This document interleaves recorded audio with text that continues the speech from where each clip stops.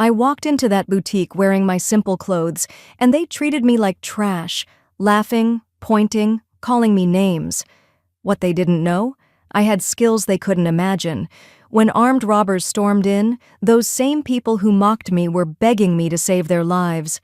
Stay until the end to see how the girl they humiliated became their only hope for survival.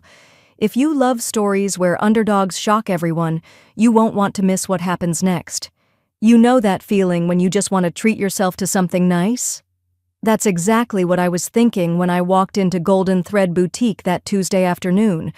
I'd been looking forward to this day for weeks. After months of saving every penny from my leave pay, I finally had enough to buy something special, something that would make me feel beautiful and normal for once. I guess I should explain what I mean by normal. You see, I'm not your typical 26-year-old woman. Most girls my age are worried about their Instagram followers or what to wear to brunch. Me? I'd just returned from a 6-month deployment overseas, and all I wanted was to feel like a regular civilian for one afternoon. No uniforms, no orders, no life-or-death situations. Just a simple shopping trip to buy a pretty dress. I chose my outfit carefully that morning, my most comfortable jeans and a plain white shirt. Nothing fancy, but clean and presentable. I thought I looked fine. I thought I could blend in with the other shoppers and have a peaceful day. How wrong I was. The moment I stepped through those glass doors of Golden Thread Boutique, I knew I'd made a mistake. This place was intimidating in a way that even combat zones weren't. Everything gleamed under perfect lighting, and the prices on the tags made my eyes water.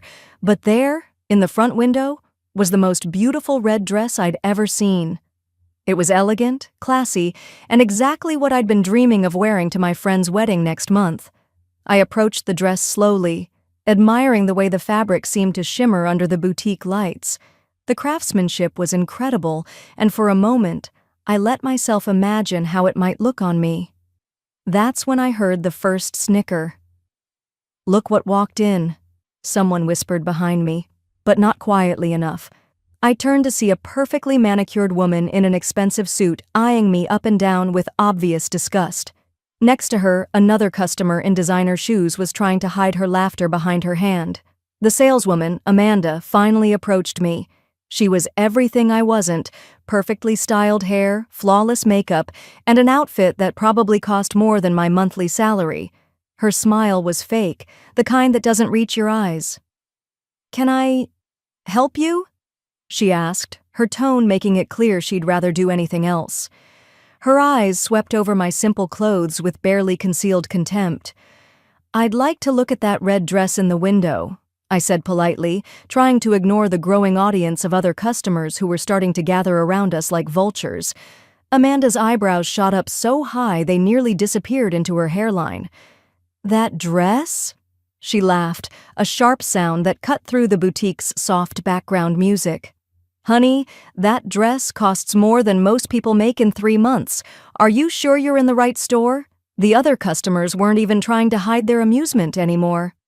One woman was openly filming me with her phone, probably planning to post it on social media with some cruel caption about people who don't know their place.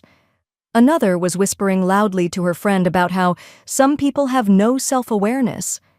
I felt my cheeks burn with embarrassment, but I kept my voice steady. "I'd still like to see it, please." Amanda rolled her eyes dramatically. "Look, sweetie, why don't you try the thrift store down the street? I'm sure they have something more suitable for your budget." She gestured dismissively at my outfit, and the small crowd of customers erupted in barely suppressed giggles. "Does she even know where she is?" one of them asked loudly. "Probably saw it in a movie and thought she could afford to shop here," another added. "This is embarrassing to watch," a third chimed in. Every word felt like a slap. I'd faced enemy fire, survived explosions, and made life-or-death decisions under pressure. But somehow this felt worse. At least in combat, you know who your enemies are.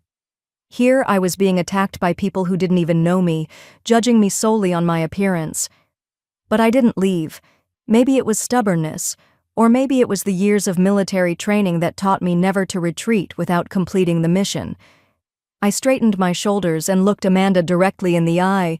"I have the money," I said quietly. I'd like to try on the dress. The laughter got louder. Someone behind me actually snorted. Amanda looked around at her audience, clearly enjoying being the center of attention, and shrugged dramatically. "Fine," she said, drawing out the word, "but don't say I didn't warn you. The fitting rooms are in the back." She grabbed the dress from the display with unnecessary roughness, as if she resented having to touch it on my behalf. As I walked toward the fitting room, I could hear the comments following me like a toxic cloud. "This is going to be hilarious. Someone should live stream this. I can't wait to see how badly it doesn't fit. Poor girl has no idea how foolish she looks." I closed the fitting room door behind me and took a deep breath. For a moment, I considered just leaving, walking out, finding another store, pretending this never happened. But then I looked at that beautiful red dress hanging on the hook, and something in me refused to give up. The dress fit perfectly. Better than perfectly, actually. The color complemented my skin tone, the cut flattered my figure, and for the first time in months, I felt genuinely beautiful. I stared at my reflection in the mirror, and for just a moment, I forgot about the cruel voices outside. When I stepped out of the fitting room, there was a brief moment of silence. I saw surprise flicker across several faces, and even Amanda seemed taken aback. But the moment passed quickly, and the mockery resumed with renewed vigor.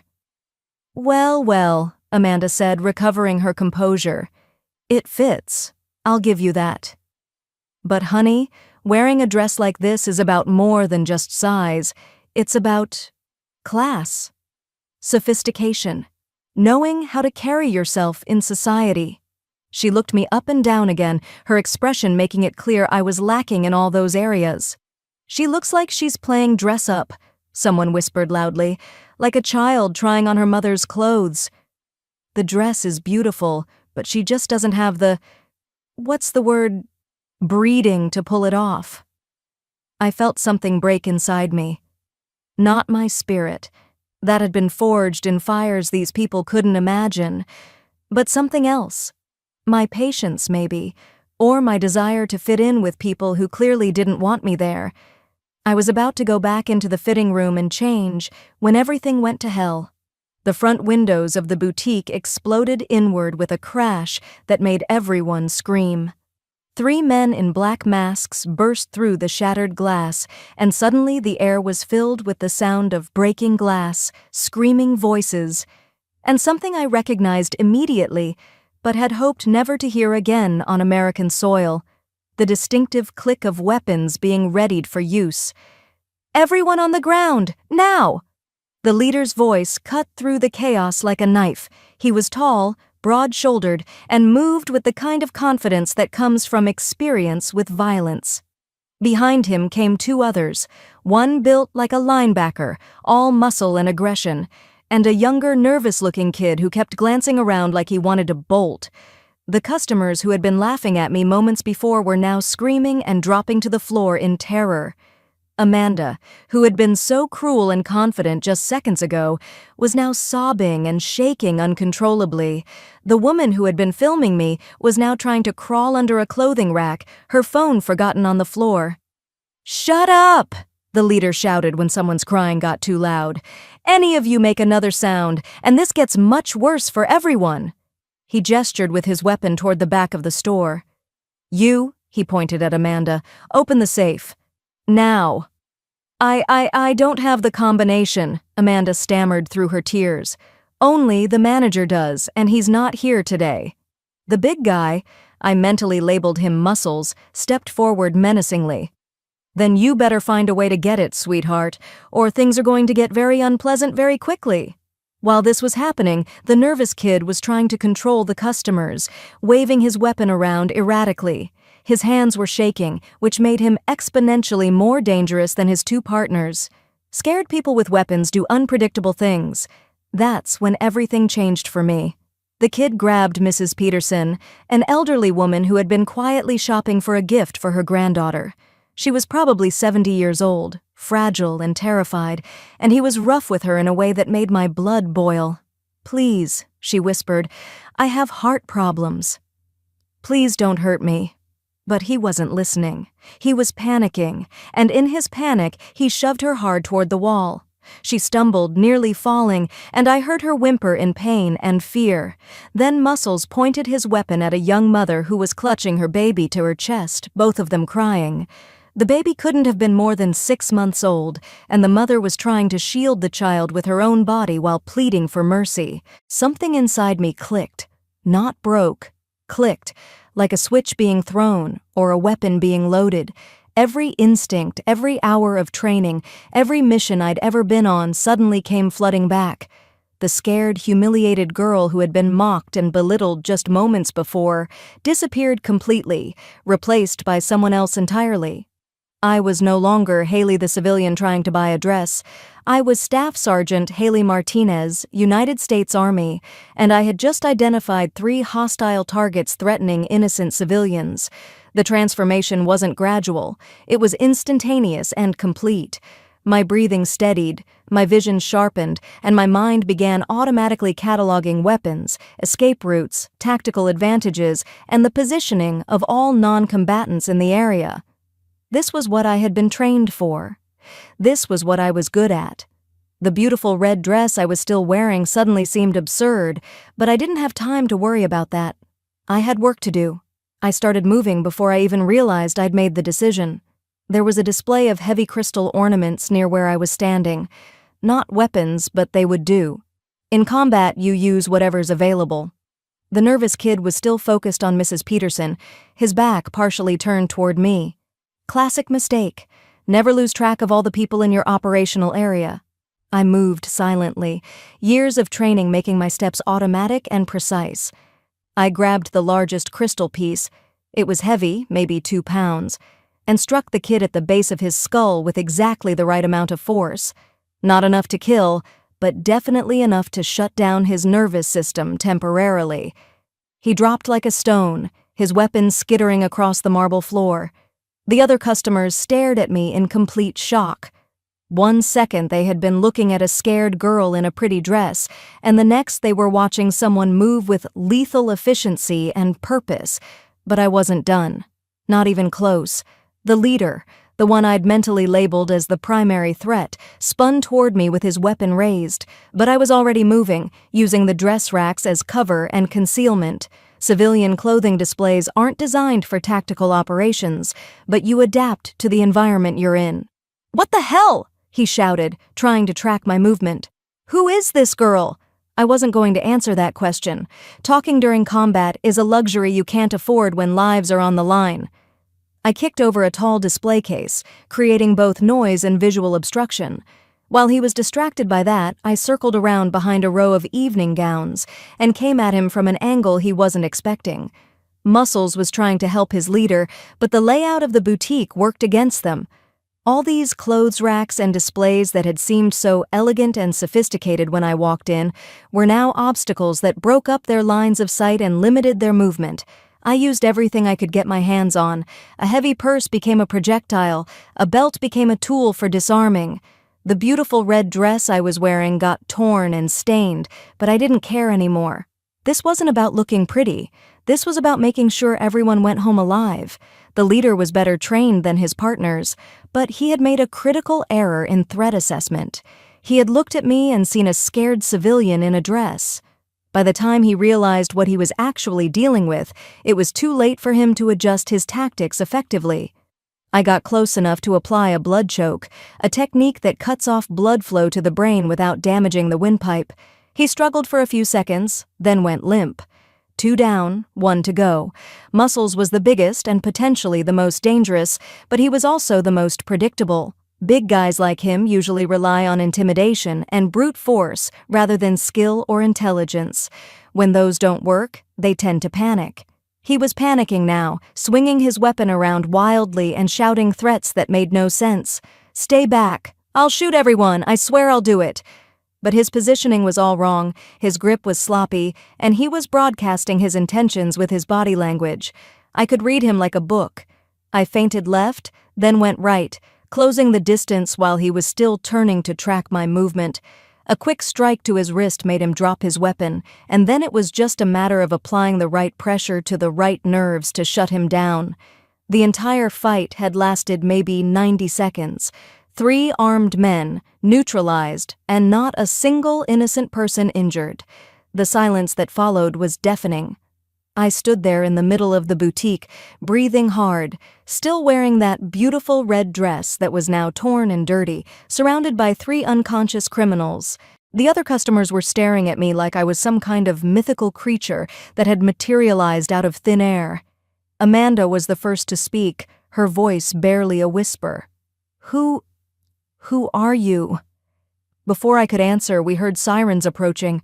Someone had managed to hit a silent alarm during the chaos, and help was on the way. The police arrived to find a very unusual scene. 3 would-be robbers unconscious and zip-tied with belts and scarves from the boutique's inventory, a group of unharmed but very shaken customers, and me, standing in the middle of it all in a torn red dress, looking like I'd just finished an extremely elegant cage fight. The lead officer looked around at the scene, then looked at me. "Ma'am, can you tell me what happened here?" I gave him a concise report, the same way I'd briefed superior officers dozens of times before. Professional, factual, no unnecessary details. When I mentioned that I was active duty military, everything suddenly made sense to him. But the other customers were still processing what they'd witnessed. The same people who had mocked and humiliated me less than an hour before were now looking at me like I was some kind of superhero. "I can't believe it," one of them whispered. "She saved us all." "Did you see how fast she moved? Where did she learn to fight like that?" "I've never seen anything like it." Amanda approached me tentatively, her face red with shame. "I owe you an apology," she said quietly. "Actually, I owe you my life. And I was so horrible to you before." "You were," I agreed simply. There was no point in pretending otherwise. She nodded, tears streaming down her face. "The dress," she said suddenly. "Please, take the dress." "No charge. It's the least I can do." I looked down at the beautiful red dress that was now torn and stained with evidence of the fight. It wasn't the same dress I had fallen in love with in the window, but somehow it meant more to me now than it would have if I'd simply bought it and worn it to a wedding. "Thank you," I said. Mrs. Peterson, the elderly woman who had been threatened, came over and took my hands in hers. "You're an angel," she said softly. "A guardian angel." The young mother with the baby approached next, still crying but now from relief rather than terror. "Thank you," she whispered. "Thank you for protecting us." One by one, the other customers came to thank me. The same people who had laughed at me, filmed me, called me names, and made me feel small and worthless were now treating me like a hero. It was a strange feeling, part vindication, part sadness, part something I couldn't quite identify. As the police finished taking statements and the paramedics confirmed that everyone was okay, I found myself thinking about the events of the afternoon. How quickly everything had changed, how wrong everyone's first impressions had been, mine included. I had walked into that boutique wanting to feel normal, to fit in, to be just another customer buying a pretty dress. Instead, I had ended up being exactly who I was trained to be, a protector, a warrior, someone who stands between innocent people and those who would do them harm. The local news crew arrived just as I was getting ready to leave. They wanted interviews, photos, the whole story. But I wasn't interested in being a celebrity. I had done what needed to be done, nothing more, nothing less. As I walked out of Golden Thread Boutique, still wearing that torn red dress, I realized something important. I didn't need their approval to know my worth. I didn't need their acceptance to feel valuable. I was exactly who I was supposed to be, and that was enough. The girl who had walked into that boutique a few hours earlier, worried about fitting in and desperate for acceptance, was gone.